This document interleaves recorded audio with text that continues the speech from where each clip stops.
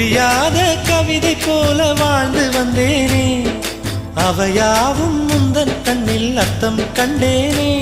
இந்த அருகம் புல்லின் மேல் மணித்துளியாய் நின்றாயே, எந்த பருவத் தோள்களில் பச்சை கிளியாய் வாழ்ந்தாயே.